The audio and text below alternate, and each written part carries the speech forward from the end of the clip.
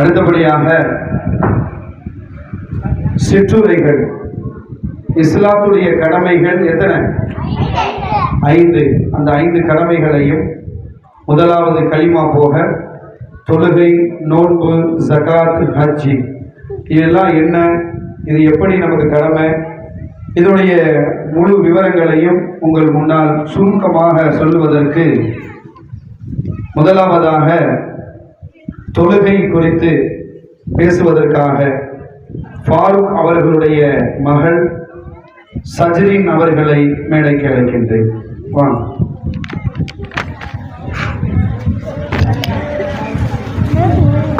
இந்த ஐயா மைக்கு அந்த விட்டு கலியம்மா கலிய அப்படி பேசு. எங்கிட்ட பேச போகிறா?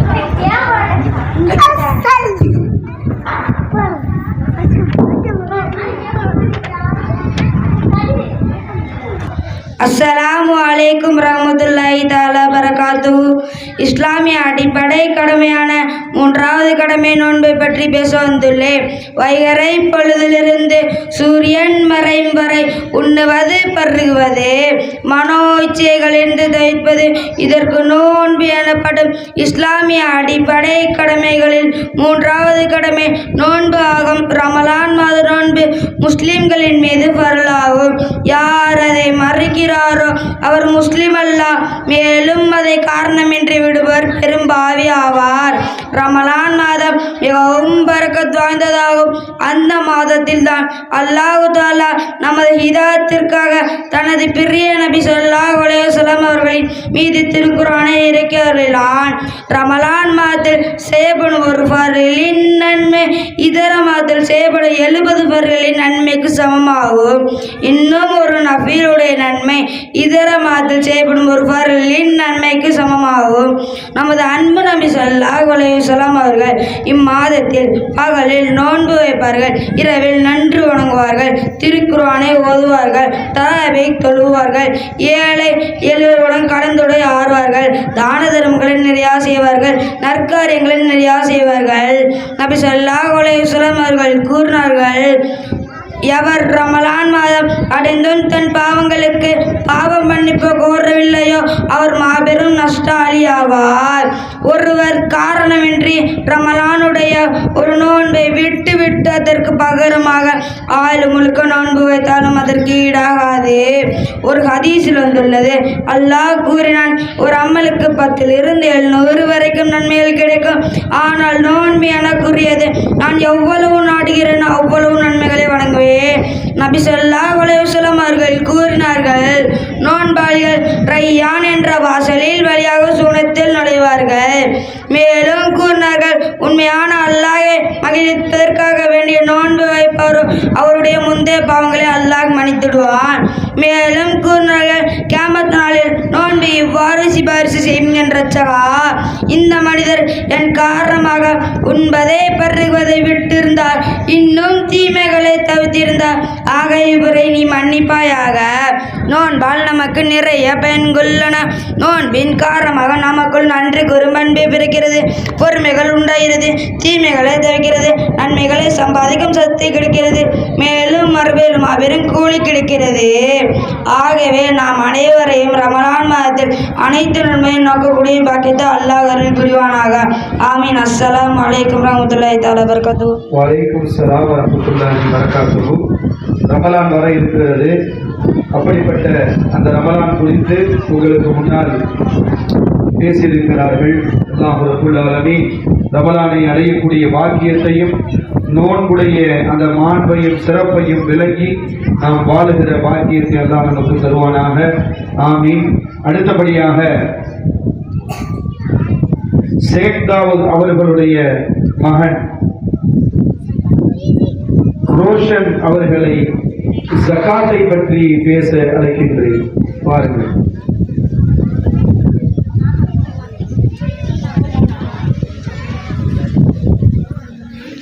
அஸ்ஸலாமு அலைக்கும் வரஹ்மத்துல்லாஹி தஆலா பரகாத்துஹு. எல்லா புகழும் அல்லாஹ் ஒருவனுக்கே உரித்தாகட்டுமாக. ஆமீன். சலாத் என்னும் கருணையும் சலாம் என்னும் ஈடேற்றமும் நமது நபிகள் நாயம் ஸல்லல்லாஹு அலைஹி வஸல்லம் அவர்களுக்கும் அவர்கள் தோழர்கள் வலிமார்கள் நல்லோர்கள் உலக முஸ்லீம்கள் மற்றும் நம் அனைவரின் மீதும் உண்டாகட்டுமாக. ஆமீன். இந்த மேடையில் எனக்கு கொடுக்கப்பட்ட தலைப்பு ஜகாத். ஜகாத் இஸ்லாமிய அடிப்படை கடமைகளில் 4வது கடமையாகும். தங்கம் வெள்ளி போன்ற வியாபார பொருட்கள் ஆகியவற்றின் மீது ஒரு ஆண்டு பூர்த்தியாகிவிட்டால் அதனுடைய அல்லது அதன் கிரயத்துடைய அளவில் 40ல் ஒரு பங்கை ஏழை முஸ்லிம்களிற்கு வழங்குவது ஜகாத் என்று கூறப்படும். தொழுகையும் நோன்பும் போன்றே ஜகாத் வழங்குவதும் ஒவ்வொரு முஸ்லீமின் மீதும் கடமையாகும். என்றாலும் தொழுகையும் நோன்பும் ஏழை பணக்காரர் என எல்லோரின் மீதும் கடமையாகும். ஆனால் ஜகாத் பணக்காரர்களின் மீது மட்டுமே கடமையாகும்.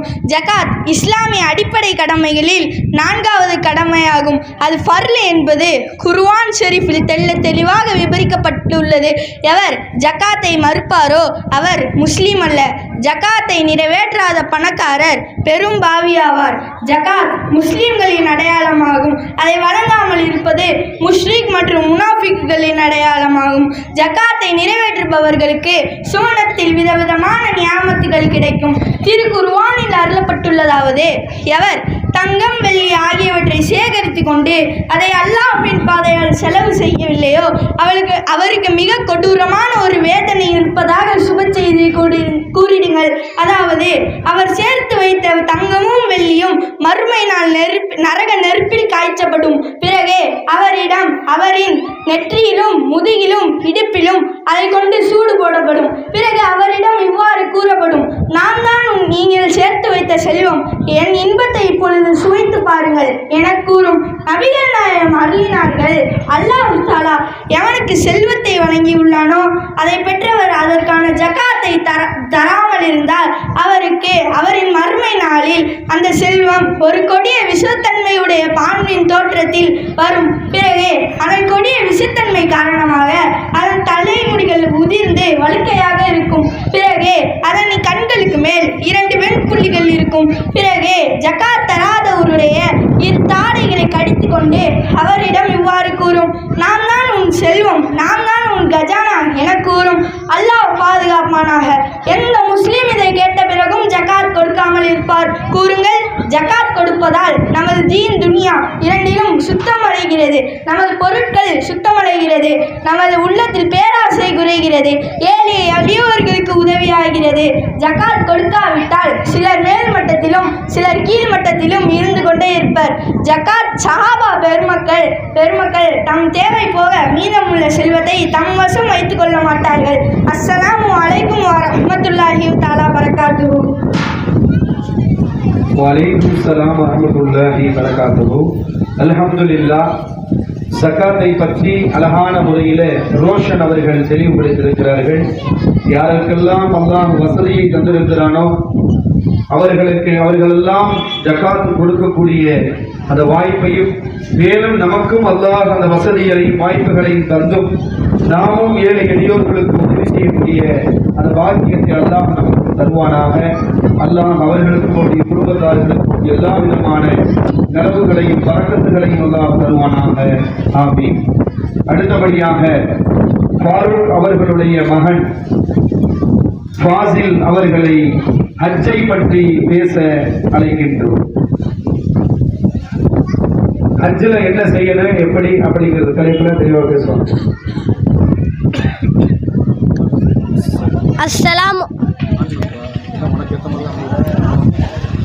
அஸ்ஸலாமு அலைக்கும் வரஹ்மத்துல்லாஹி தஆலா பரகாத்துஹு. இஸ்லாத்தின் கடமையான 5வது கடமை ஹஜ்ஜை பற்றி உங்களிடம் பேச ஆசைப்படுகிறேன். ஹஜ் உடைய நாட்களில் மக்கா முஹர்ரமா குறிப்பிட்ட சில அமல்கள் செய்வது ஹஜ் என அழைக்கப்படும். இஸ்லாமிய ஹஜ்ஜுக்கு மிகப்பெரிய அந்தஸ்து உள்ளது. குர்ஆன் ஷரீஃபில் கூறப்பட்டுள்ளதாவது, எவர் மக்கா முஹர்ரமா சென்று வர சக்தி பெறுவார்களோ அத்தகைய மனிதர்கள் மீது அல்லாஹ்வின் சந்தோஷத்தை பெறுவதற்காக அங்கு சென்று ஹஜ் செய்வது கடமையாகும். எவரேனும் இதை நிராகரித்தால் அதனால் அல்லாஹ்வுக்கும் ஒன்றும் குறைந்து விடுவதில்லை. திட்டமாக அல்லாஹ் உலகத்தாரின் தேவையற்றவனாக இருக்கிறான். ஹதீஸ்களில் பல இடங்களில் இதை பற்றி சிறப்புகள் கூறப்பட்டுள்ளன. அன்புள்ள நபி ஸல்லல்லாஹு அலைஹி வஸல்லம் அவர்கள் கூறினார்கள், யார் அல்லாஹ்வை மகிழ்வு கடைபிடிப்பதற்காக வேண்டி ஹஜ் செய்தார். அதில் சகலவித அருவருப்பான விஷயங்களை விட்டு தவிர்த்திருந்தால், மேலும் எவரிடமும் சண்டை சச்சரவு செய்யாமல் இருந்தால், வேறொரு தவறுகளும் செய்யாமல் இருந்தால், இப்படிப்பட்டவர் ஹஜ்ஜில் இருந்து அன்று பிறந்த பாலங்களை போல் திரும்பி வருவார். சந்தேகமின்றி ஹஜ் செய்வதால் அனைத்து தீமைகளை விலக்கிவிடுகின்றன. ஆனால் ஒரு நிபந்தனை, அவர் அல்லாஹ்வுக்காகவே அங்கு சென்றவராக இருக்க வேண்டும். முகஸ்திக்காகவோ பேருக்காகவோ உலக ஆதாயத்திற்காகவோ அங்கு சென்றிருக்க கூடாது. நபி ஸல்லல்லாஹு அலைஹி வஸல்லம் அவர்கள் கூறினார்கள், ஒப்புக்கொள்ளப்பட்ட ஹஜ்ஜு கூலி சொர்க்கத்தை தவிர வேறில்லை. நபி ஸல்லல்லாஹு அலைஹி வஸல்லம் அவர்கள் கூறினார்கள், ஹஜ் உம்ரா செய்பவர்கள் அல்லாஹ்வின் விருந்தாளிகள். அவர்கள் துஆ செய்தால் அவர்களை அல்லாஹ் ஏற்றுக்கொள்வான். அவர்கள் மன்னிப்பு கேட்டால் அவர்களை அல்லாஹ் மன்னிப்பான். அல்லாஹ் ரப்புல் ஆலமீன் நம்ம அனைவருக்கும் ஹஜ் உம்ரா செய்கிற பாக்கியத்தை தருவானாக. ஆமீன். அஸ்ஸலாமு அலைக்கும் வரஹ்மத்துல்லாஹி தஆலா பரகாத்துஹு. வலைக்கும் அஸ்ஸலாம் வரஹ்மத்துல்லாஹி பரகாத்துஹு. அல்ஹம்துலில்லாஹ். அல்லாஹ் ரப்புல் ஆலமீன் அந்த எந்த காபாவை அல்லாஹ் உலகத்தில் முதலாக ஆலயமாக அமைத்தானோ அப்படிப்பட்ட அந்த காபாவை நம் கண்களால் பார்க்கக்கூடிய பாக்கியத்தை எல்லாம் தருவாராக. யாருடைய உள்ளத்திலையும் அதை பார்க்கணுங்கிற ஆசை தான் இருக்கும். அந்த பாக்கியத்தை நமக்கு அல்லாஹ் தரணும். ஹஜ்ஜி செய்யக்கூடிய பாக்கியத்தையும் உம்ரா செய்யக்கூடிய பாக்கியத்தையும் அல்லாஹ் நம் அனைவர்களுக்கும் தருவானாக. ஆமீன் யா ரப்பல் ஆலமீன். அவர்களுடைய குடும்பத்தார்களுக்கும் எல்லா விதமான பரக்கத்துகளையும் நலவுகளையும் தருவானாக. அல்ஹம்துலில்லாஹ். சிறப்பு பேச்சாளர் ஹஜ்ரத் அவர்கள் வருகை தந்திருக்கிறார்கள்.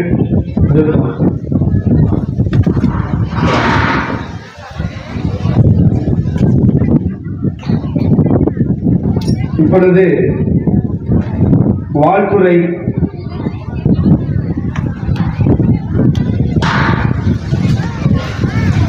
நூருல் மௌலானா மௌலவி நூருல் முஸ்தகீம் ஹசரத் அவர்கள், அம்மாப்பட்டினம் வடக்கு தெரு தலைமை இமாம் ஹசரத் அவர்கள் இப்பொழுது வாழ்த்துறை நிகழ்த்துவார்கள். கொஞ்சம் அமைதி காத்து கேட்க.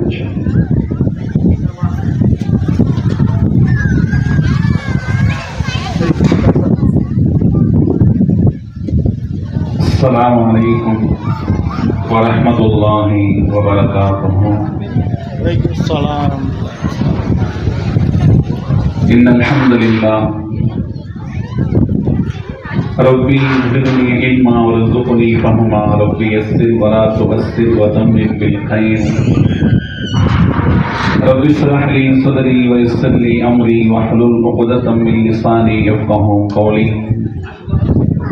سبحانك لا علم لنا إلا ما علمتنا إنك أنت العليم الحكيم. اللهم صل على سيدنا ونبينا مولانا محمد وبارك وسلم عليه. கணியத்துக்குரிய அல்லாஹ்வின் நல்லடியார்களே,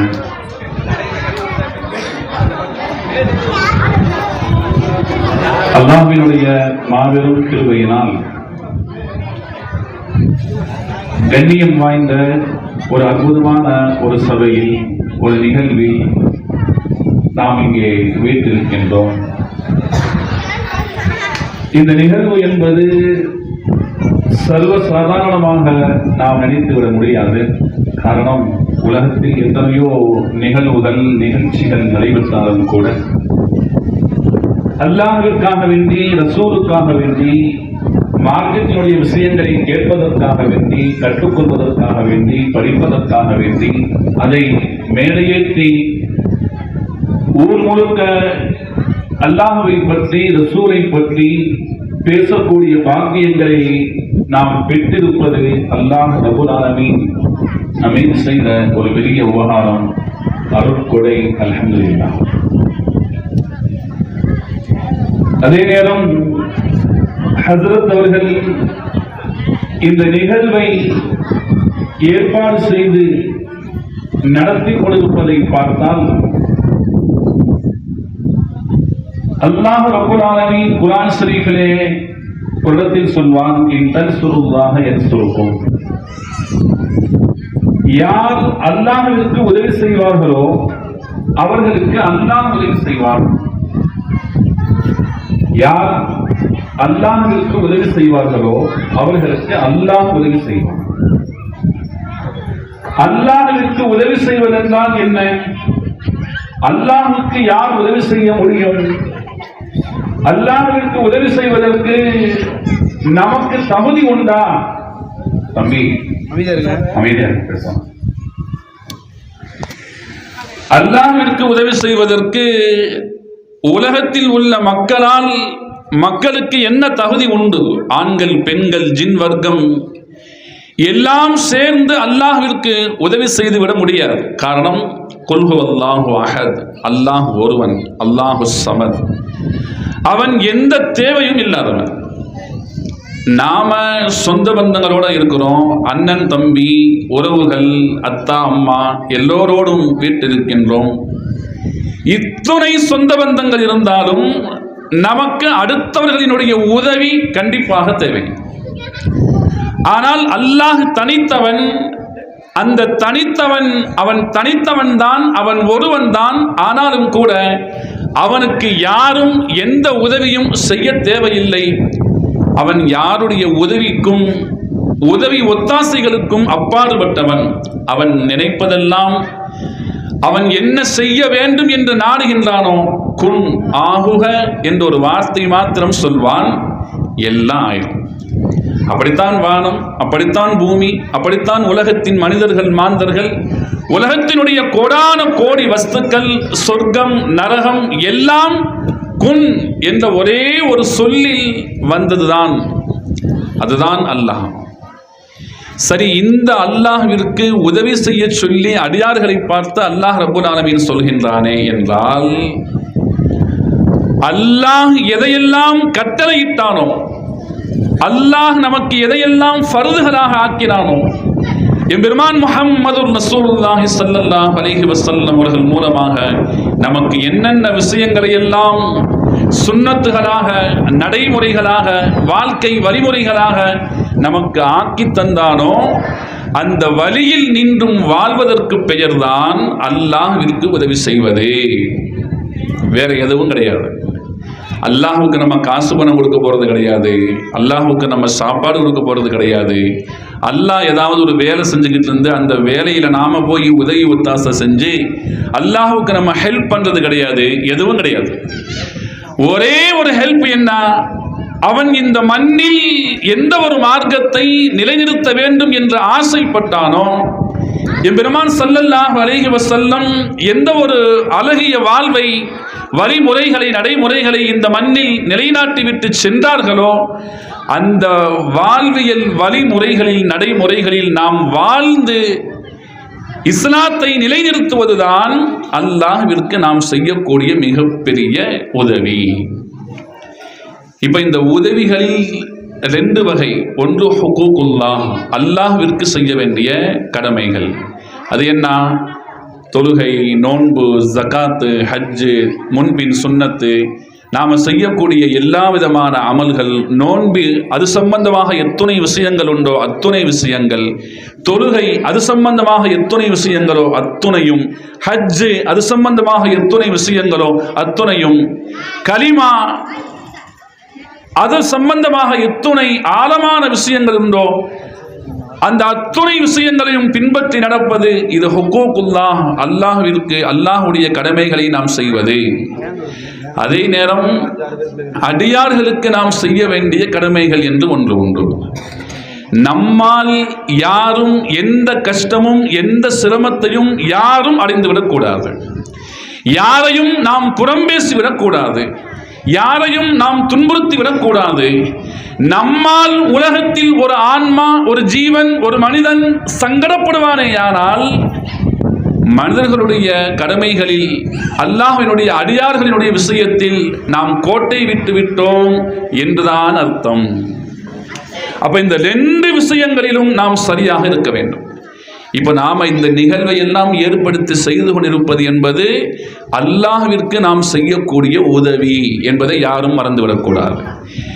அல்லாஹ்விற்கு ஹஸரத் அவர்களினுடைய இல்மு, கற்றுக்கொண்ட அத்துணை இல்முகளில் இருந்தும் தன்னுடைய மாணவிகளுக்கு எல்லா விதமான பாடங்களையும் கற்றுக் கொடுத்து, அதையே ட்ரைனிங் கொடுத்து, அதை ஊர் மக்கள் முன்னால், பெற்றோர்கள் முன்னால், ஜமாத்தார்கள் முன்னால், உங்களுக்கு முன்னால் அந்த பிள்ளைகள் மிக சிறப்பாக பேசுகிறார்கள் என்று சொன்னால் அல்லாஹ்விற்கு ஹஸ்ரத் அவர்கள் உதவி செய்கிறார்கள்.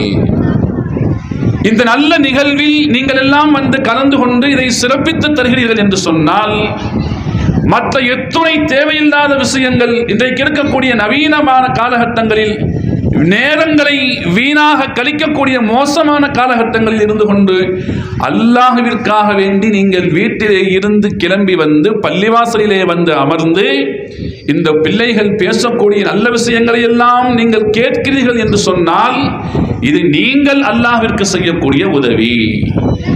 தாய்மார்கள் எந்த சபையில் இருந்தாலும் பேசுவார்கள்.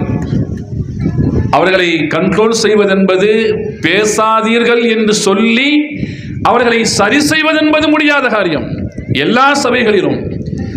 ஆனாலும் கூட இந்த சபையிலே வந்து அமைதியாக இருந்து பொறுமை காத்து தங்களுடைய பிள்ளைகள் பெற்றோர்கள் என்ன பேசுகிறார்கள், என்ன செய்கிறார்கள், தங்களுடைய உஸ்தாதவர்கள் எப்படியெல்லாம் ட்ரைனிங் கொடுத்து அவர்களை உருவாக்கி இருக்கின்றார்கள் என்று உன்னிப்பாக ஆழமாக அமைதியாக இருந்து கவனிக்கிறார்கள் என்று சொன்னால், இதுவும் அல்லாஹ்வுக்கு செய்யக்கூடிய மிகப்பெரிய உதவி. கணித்துக்குரிய அல்லாஹ்வின் நல்லடியார்களே, தாய்மார்களே, சகோதரிகளே, மாணவ செல்வங்களே, குழந்தைகளே, நீங்கள் எல்லோரும் அல்லாஹ்விற்கு உதவி செய்கின்றீர்கள். அல்லாஹ்விற்கு நாம் எல்லோரும் சேர்ந்து உதவி செய்தால் என்ன நடக்கும்? அல்லாஹ் நமக்கு உதவி செய்வான். எப்ப உதவி செய்வான்? உலகத்திலும் உதவி செய்வான், கபரிலும் உதவி செய்வான், நாளை மறுமையிலும் உதவி செய்வான். நம்மள நிறைய பேர் என்ன நினைச்சிட்டு இருக்கோம்னு சொன்னா, உலகத்துல நாம நல்ல அமல்கள் நிறைய செஞ்சோம் அப்படின்னு சொன்னா அந்த நல்ல அமல்கள் எல்லாத்துக்கும் அல்லாஹ் ரப்புல் ஆலமீன் உலகத்திலேயே கூலி கொடுத்து விடுவான்,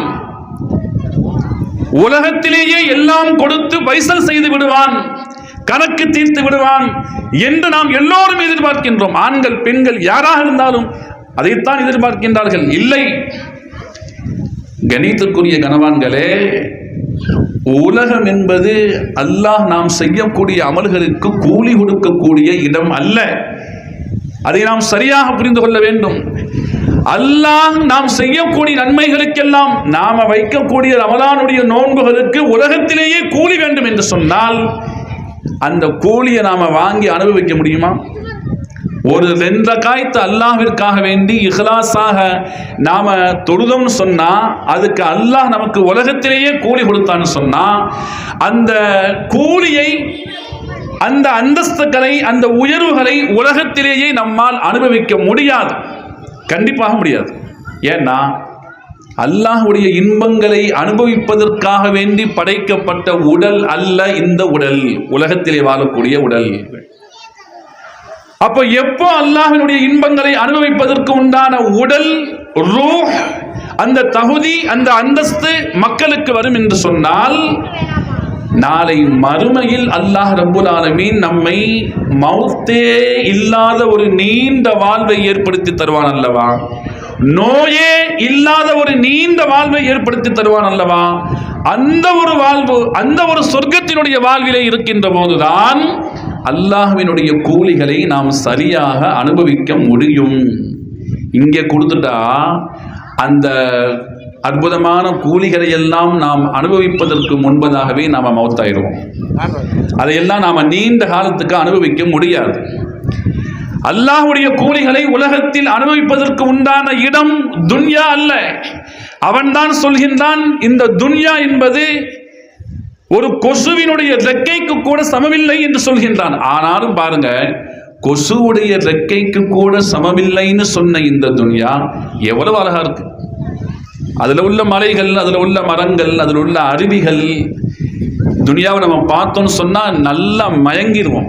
நிறைய பேர் உலகத்தில் மயங்கி போனார்கள், துனியாவினுடைய அழகில் வீழ்ந்து போனார்கள், துனியா நிலைத்து நிற்கும் என்று நம்பினார்கள், துனியா நமக்கு எல்லா காலத்திலும் கை கொடுக்கும் என்று ஆசைப்பட்டார்கள், பேராசைப்பட்டார்கள். ஆனால் பேராசை கொண்ட அத்துணை மக்களும் கடைசி நேரத்தில் வீழ்ந்து போனார்கள், அழிந்து போனார்கள். யாருக்கும் இந்த துன்யா கை கொடுக்கவே இல்லை. ஃபிரௌன் போன்றவர்கள், ஹாமான் போன்றவர்கள், நம்ரூத் போன்றவர்கள், அல்லாஹ்வினுடைய எத்தனையோ எதிரிகள், கோட்டை கட்டி ஆண்ட பெருமக்கள் எல்லாம் வாழ்ந்த பூமி இது. அத்துணை பேரும் வாழ்ந்த அடையாள சின்னங்கள் பூமியிலே உண்டு. இன்றைக்கும் ஃபிரௌனுடைய அடையாள சின்னங்கள், வாழ்ந்த அடையாள சின்னங்கள் உண்டு. நபிமார்கள் வாழ்ந்த அடையாள சின்னங்கள் உண்டு. எல்லா அடையாள சின்னங்களும் உலகத்திலே உண்டு. ஆனால் அந்த இடத்தில் இருந்து வாழ்ந்த மனிதர்கள் எங்கு போனார்கள்? எல்லோரும் கபரிலே இருக்கின்றார்கள். நாளை மறுமையினுடைய வாழ்வை எதிர்பார்த்து காத்திருக்கின்றார்கள். அங்குதான் நாம் உலகத்தில் வாழ்ந்த வாழ்வுக்கு உண்டான கூலியும் தண்டனையும் சொர்க்கமும் நரகமும் எல்லாம் அங்கேதான் தீர்மானிக்கப்படும். அதனால நாம எந்த காலத்திலையும் நினைச்சிட கூடாது.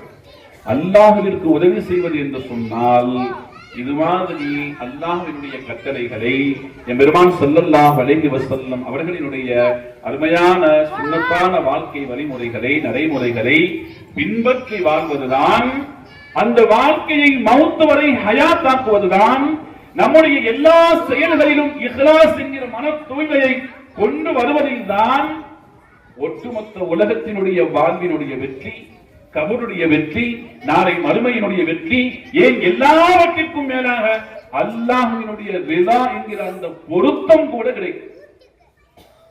நாம நினைச்சுட்டு இருக்க கூடாது, மார்க்கத்தினுடைய இல்மை படித்து விட்டால், ஹாஃபிஸ்களாக ஆகிவிட்டால், ஆலிம்களாக ஆகிவிட்டால் நமக்கெல்லாம் சொர்க்கம்.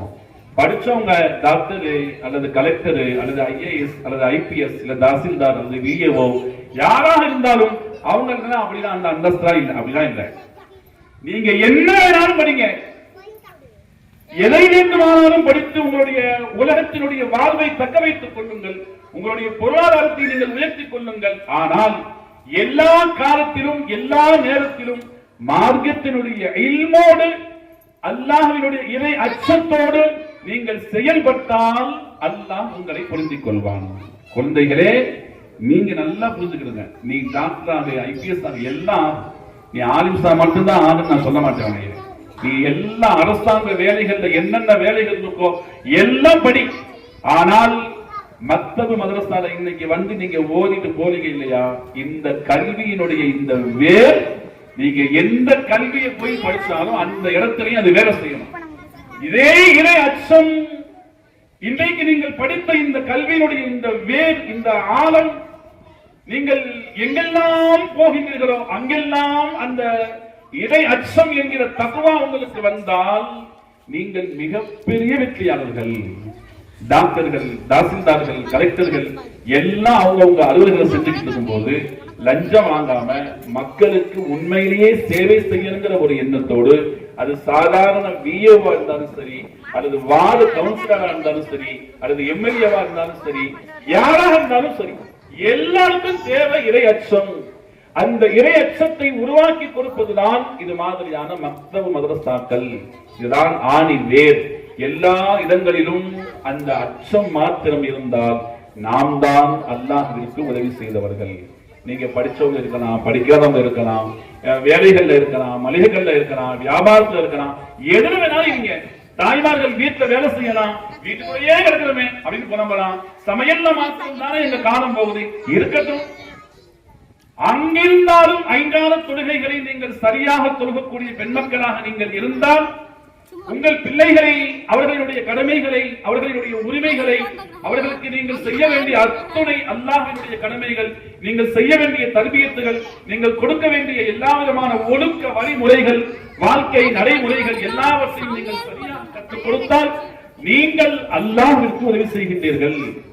உங்களுடைய வாழ்வும், உங்களுடைய மரணமும், உங்களுடைய கபருடைய வாழ்வும், உங்களுடைய மறுமையினுடைய வாழ்வும் எல்லாம் வெற்றியாகும். அதில் எந்த சந்தேகமும் இல்லை. அல்லாஹ்விற்கு நாம் உதவி செய்தால் அல்லாஹ் நமக்கு உதவி செய்வான் என்பது உலகத்திலேயே நீங்கள் எதிர்பார்க்க வேண்டாம். அல்லாஹ் ரப்பல் ஆலமீன் நாளை மறுமையில் நாம் உலகத்திலே இருந்து அல்லாஹ்விற்கு செய்த உதவிகளுக்கெல்லாம் நாளை மறுமையில் அல்லாஹ் ரப்பல் ஆலமீன் அந்த இடத்திலே இருந்து கொண்டு மிக அழகான முறையிலே நாம் எல்லோருக்கும் உதவி செய்வான் இன்ஷா அல்லாஹ். அப்பேற்பட்ட அல்லாஹ்வினுடைய எல்லா விதமான உதவிகளையும் அனுபவிக்கக்கூடிய நன்மக்களாக அல்லாஹ் ரப்பல் ஆலமீன் நம் அனைத்து மக்களையும் உலகம் முழுக்க வாழக்கூடிய முஃமின்கள், முஸ்லிம்கள் எல்லோருக்கும் தந்தருள் புரிவானாக. ஆமீன். வாஹிர் தஅவானா அல்ஹம்துலில்லாஹி ரப்பில் ஆலமீன். அஸ்ஸலாமு அலைக்கும். வலைக்கும் அஸ்ஸலாம் வரஹ்மத்துல்லாஹி வபரகாத்துஹு. அல்ஹம்துலில்லாஹ். ஹஜரத் அவர்கள் சொன்னியது போல நம்முடைய வாழ்க்கையிலே சீர்திருத்தப்படக்கூடிய வாய்ப்பை இதையெல்லாம் அவர்கள் சொன்னார்களோ அதை நம் வாழ்க்கையில் எடுத்து நடந்து அல்லாஹுடைய பொருத்தம் பெற்ற மக்களாக நபிகளாருடைய சங்கைமிக்க உம்மத்தினர்கள் என்கின்ற பாக்கியம் நிறைந்தவர்களாக அல்லாஹ் நம் அனைவர்களை ஒன்று சேர்ப்பானாக. ஹஜரத் அவர்களுக்கும் நீண்ட ஆயுளையும் நிறைந்த உடல் சுகத்தையும் அவருடைய குடும்பத்தார்களுக்கும் எல்லா விதமான பரக்கத்துகளையும் அல்லாஹ் தந்தருள்வானாக. ஜஸாக்கல்லாஹு ஃபித்தாரை. அல்ஹம்துலில்லாஹ். அடுத்தபடியாக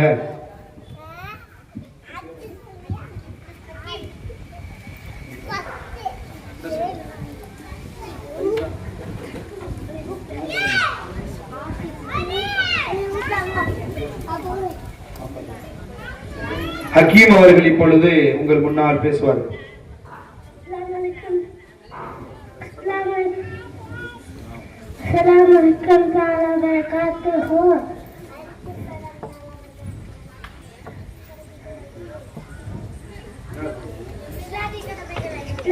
கடமைகளைந்து ஒன்றாவது களிமா, இரண்டாவது தொழுகை, மூணாவது நோன்பு, நாலாவது ஜகாத்து, அஞ்சாவது ஹஜ்.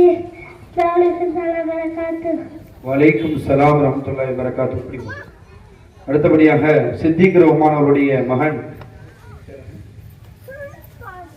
ஆசிப் அவர்கள் உங்களுக்கு முன்னால் பேசுவார். அஸ்ஸலாமு அலைக்கும் வரஹ்மத்துல்லாஹி தஆலா பரகாத்துஹு. நாங்கள் சொல்ல வந்தது சுன்னத்தான துஆக்கள். ஒரு முஸ்லிமை சந்தித்தால் சலாம் கூற வேண்டும். அஸ்ஸலாமு அலைக்கும் வரஹ்மத்துல்லாஹி தஆலா பரகாத்துஹு. கல்வி பெற ஓதும் துஆ. அல்லாஹும்ம இன்னி அஸ்அலுக இல்மன் நாஃபியா. சாப்பிட மண்ணோதும் துஆ. பிஸ்மில்லாஹ். நல்ல காரியங்களை செய்ய ஆரம்பிக்கும் போது ஓதும் துஆ. பிஸ்மில்லாஹிர் ரஹ்மானிர் ரஹீம். நல்லதை பெற்றுக் கொண்டால் ஓதும் துஆ. அல்ஹம்துலில்லாஹ். தும்மல் வந்தால் ஓதும் துஆ. அல்ஹம்துலில்லாஹ். உபகாரம் செய்தால் ஓதும் துஆ. ஜஸாக்கல்லாஹு ஹைரா. தூங்க மண்ணோதும் துஆ. அல்லாஹும்ம பிஸ்மிக அமூது வஅஹ்யா. மேலே இறங்குவது ஓதும் துஆ. அல்லாஹு அக்பர். கீழே இறங்குவது ஓதும் துஆ. சுப்ஹானல்லாஹ். பாடத்தை பின் ஓதும் துஆ. அல்லாஹும்ம பாரிக் லனா ஃபீஹி வஸித்னா மின்ஹு. தூங்கி எழுந்தவுடன் ஓதும் துஆ. அல்ஹம்துலில்லாஹி அல்லதி அஹ்யானா பஅதமா வமாதனா வ இலைஹின் நுஷூர். தண்ணீர் கூட பயன்படுத்துங்கள். 6. ஒன்றாவது வலது கையால் குடிப்பது. இரண்டாவது உட்கார்ந்து குடிப்பது. மூன்றாவது பார்த்து குடிப்பது. நாலாவது பிஸ்மில்லாஹ் சொல்லி குடிப்பது. ஐந்தாவது குடித்த பின் அல்ஹம்துலில்லாஹ் சொல்லுவது. வாகனம் புறப்படும் போது ஓதும் துஆ. சுப்ஹானல்லதி சஹர் லனா ஹாதா வமா குன்னா லஹு முக்ரினீன வ இன்னா இலா ரப்பினா லமுன்கலிபூன். தும்மியவருக்கு பதில் ஓதும் துஆ. இர்ஹமுகல்லாஹ். எந்த செய்தியை செய்ய நாடினால் ஓதும் துஆ. இன்ஷா அல்லாஹ். நல்ல செய்தியை செய்விச்சால் ஓதும் துஆ. மாஷா அல்லாஹ். கோபம் ஏற்பட்டால் ஓதும் துஆ. அவுதுபில்லாஹி மினஷ் ஷைத்தானிர் ரஜீம். பிஸ்மில்லாஹிர் ரஹ்மானிர் ரஹீம். அஸ்ஸலாமு அலைக்கும் வரஹ்மத்துல்லாஹி தஆலா பரகாத்துஹு. வலைக்கும் ஸலாம் வரஹ்மத்துல்லாஹி வபரகாத்துஹு. அல்ஹம்துலில்லாஹ். அல்லாஹ் ரப்புல் ஆலமீன் நபிகளாருடைய சுன்னத்தான அந்த துஆக்களை நம் வாழ்க்கையிலே முழுமையாக பின்பற்றுகிற பாக்கியத்தை நமக்கும் நம் சந்ததிகள் அனைவர்களுக்கும் அல்லாஹ் தருவானாக. ஆமீன். அவர்களுக்கும் அவருடைய குடும்பத்தார்களுக்கும் எல்லா விதமான அருளையும் பரக்கத்தையும் அல்லாஹ் பொழிவானாக. ஆமீன். அடுத்தபடியாக பயான் நிகழ்ச்சி துவங்க இருக்கிறது. முதலாவதாக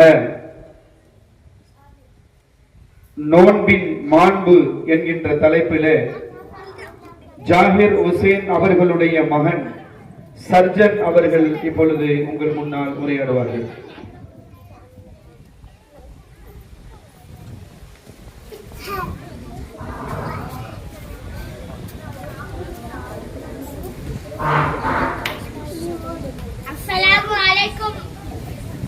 அஸ்ஸலாமு அலைக்கும் வரஹ்மத்துல்லாஹி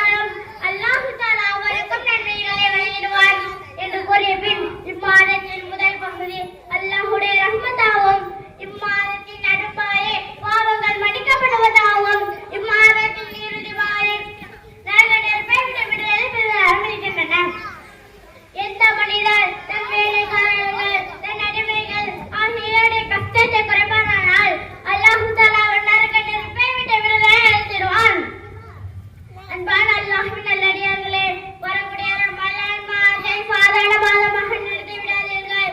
மாதங்களிலே சிறந்த மாதம். இதில் ஒரு வரலாறு வணக்கம் செய்தால் 70 வணக்கங்கள் செய்த நன்மை கிடைக்கிறது. ஒரு ஃபஜர் தொழுதால் 70 ஃபஜர் தொழுத நன்மை கிடைக்கிறது. ஒரு ஜும்ஆ தொழுதால் 70 ஜும்ஆ தொழுத நன்மை கிடைக்கிறது. இப்படி ஒன்றுக்கு 70 மடங்கு நன்மைகளை அல்லாஹ் தருகிறான். இப்படிப்பட்ட பொன்னான வாய்ப்பை வீணாக்கி விடாதீர்கள். இம்மாதத்தின் நன்மைகளை இழந்தோம் என்றால் நம்மை விட கை சேதக்காரர்கள் வேறு யாரும் இல்லை. தொழுகாதவர்கள் தொழுகையை ஆரம்பித்து விடுங்கள். இறைவனிடம் பாவ மன்னிப்பை பெற்றிருங்கள். எந்த ரமலானுடைய மாதம் ஒன்றும் ரமலானின் பாவ மன்னிப்பை பெறவில்லையோ அல்லாஹ் தஆலா அவருக்கு நரகத்தை வைத்திருக்கிறார் என குர்ஆனில் கூறப்பட்டுள்ளது.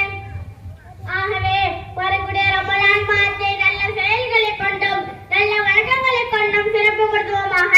ஆமீன் ஆமீன். அஸ்ஸலாமு அலைக்கும் வரஹ்மத்துல்லாஹி தஆலா வபரகாத்துஹு. வலைக்கும் சலாம் வரஹ்மத்துல்லாஹி வரகாத்துஹு. அல்ஹம்துலில்லாஹ். அன்பானவர்களே, வரக்கூடிய மாதம் ரமலானுடைய மாதம். இந்த ரமலானுடைய சிறப்பு, அதனுடைய நன்மைகள், இது எல்லாம் அழகான முறையில சர்ஜன் அவர்கள் கூறியிருக்கிறார்கள். அல்லாஹ் ரப்புல் ஆலமீன் வரக்கூடிய அந்த ரமலானை முழுமையாக அடையக்கூடிய பாக்கியத்தை எல்லாம் நமக்கு தருவானாக. சென்ற ரமலான்ல ஹயாத்தா இருந்தவங்க இன்னைக்கு ஹயாத்தா இல்லை. அல்லாஹ் நமக்கு அந்த பிச்சையை கொடுத்திருக்கிறான். அந்த வாய்ப்பை ரமலான் வரையிலும் முடியக்கூடிய வாயிலும் இன்னும் பல ரமலான்கள் லைலத்துல் கத்ரை கொண்டாடக்கூடிய பாக்கியத்தையும் அல்லாஹ் நமக்கு தருவானாக. அவருடைய குடும்பத்தார்களுக்கும் மேலும் சர்ஜனுடைய இல்மு ஞானங்களையும் அவருடைய குடும்பத்தார்களுக்கும் எல்லா விதமான பரக்கத்துகளையும் அல்லாஹ் தருவானாக. ஆமீன் யா ரப்பல் ஆலமீன். அடுத்தபடியாக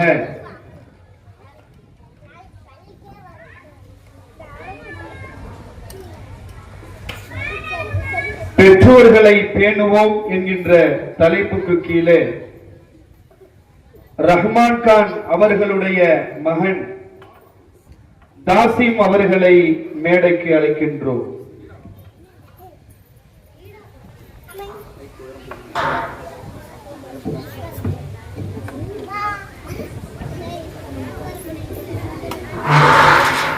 அஸ்ஸலாமு அலைக்கும் வரஹ்மத்துல்லாஹி தஆலா வபரகாத்துஹு.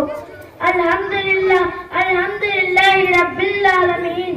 அஸ்ஸலாத்து வஸ்ஸலாமு அலா ரசூலி நபியில் கரீம்.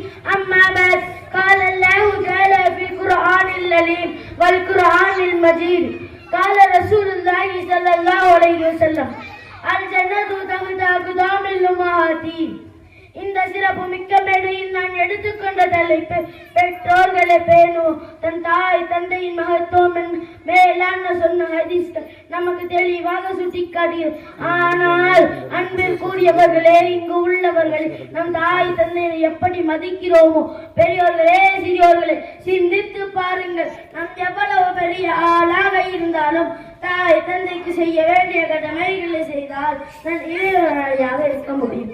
இன்னைக்கு பாருங்கள், எத்தனையோ பேர் தன் தாய் தந்தையுடன் சண்டைக்கு கொண்டு பேசாமல் இருக்கிறார்கள். அவர்களை தனியாக விட்டு தான் மட்டும் சந்தோஷமாக இருக்கிறார்கள். அல்லாஹ் விடுவானா? அல்லாஹ் ஒருபொழுதும் விடமாட்டான். நம்மை பெற்றோரின் பொருத்தம் இல்லாமல் ஒருபொழுதும் சொர்க்கம் நுழைய முடியாது. நம் எவ்வளவுதான் தொழிலாளியாக இருந்தாலும், லட்சக்கணக்கில் சதகா கொடுத்தாலும், பல ஹஜ் செய்தாலும், இரவு முழுவதும் நின்று தொழுதாலும், தாய் தந்தையின் பொருத்தம் இல்லாமல் இதை எதையும் அல்லாஹ் பொருத்திக் கொள்ள மாட்டான். மனதில் ஆழமாக பதிவு வைத்துக் கொள்ளுங்கள். அல்லாஹ்வின் நல்லடியார்களே, கண்மணி நாயகம் ஸல்லல்லாஹு அலைஹி வஸல்லம் அவர்கள் கூறினார்கள், கவனமாக கேளுங்கள். அல்லாஹ்வுடைய பொருத்தம் பெற்றோரின் பொருத்தத்தில் இருக்கிறது. அப்ப நம் வாழும் இந்த வாழ்க்கை நம்மை பெற்றோருக்கு செய்ய வேண்டிய கண்ணியத்தை செய்தால் உயர்ந்த வாழ்க்கை தருவான் என்பதில் சந்தேகமில்லை. ஒருவனுக்கு வந்த பிறகு ஊரே உலகமே திட்டுகிறது, ஒளிஞ்சாண்டா நிம்மதியாண்டு சொல்கிறது. ஆனால் ஒரு ஓரத்தில் இருந்து அந்த தாயும் தந்தையும் அந்த பிள்ளைக்காக துவா செய்கிறார்கள். மன பொருத்தம் கருதி, யா அல்லாஹ், என் மகனை நான் பொருந்திக் கொண்டு அவன் எனக்கு செய்ய வேண்டிய கடமைகளை செய்தான், நீயும் பொருந்திக் கொள்வாயாக என்று கண்ணீர் விட்டு துவா செய்தான். அல்லாஹ் அவரை சொர்க்கவாசியாக ஆக்கிவிடுகிறான். அதே போல அன்பில் கூடியவர்களே, ஒருவன் இறந்த பிறகு ஊரே உலகமே அழுகிறது. இப்படிப்பட்ட நல்ல மனிதர் மரணித்து விட்டாரே, எங்களுக்கு அப்படி செய்தார், எங்களுக்கு இப்படி செய்தார் என்று சொல்லி. ஆனால் அப்பனை பெற்றெடுத்த தாயும் தந்தை அந்த பிள்ளையை திட்டுகிறது.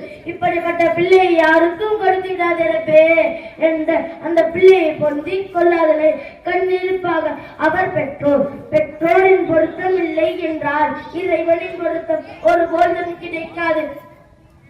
ஆனால் அன்பிற்குரியவர்களே, உங்களுடைய பெற்றோரின் பொருத்தத்தை துஆவையும் பெற்றுவிடுங்கள்.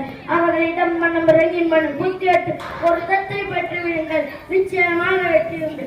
அன்பிற்குரிய பெரியோர்களே, தாய்மார்களே, நம்முடைய பெற்றார் நாம் கண்ணியமாக நடந்து கொண்டால் நம் பிள்ளைகள் நம்மிடம் கண்ணியமாக நடந்து கொள்ளும். நம்முடைய பெற்றோர் நம் துஆசிகள், நம்முடைய பிள்ளைகள் நமக்கு துஆசிகள். யா அல்லாஹ், நாங்கள் சிறு மக்களாக இருக்கும் போது எங்களுடைய பெற்றோர் எங்களுக்கு எப்படி இரக்கம் காட்டினார்களோ அவர்கள் இருவருக்கும் நீயே இரக்கம் காட்டுவாயாக என்று அந்த பிள்ளைகள் துஆ செய்தார். அல்லாஹ் அதை கபூலாக்குவானாக.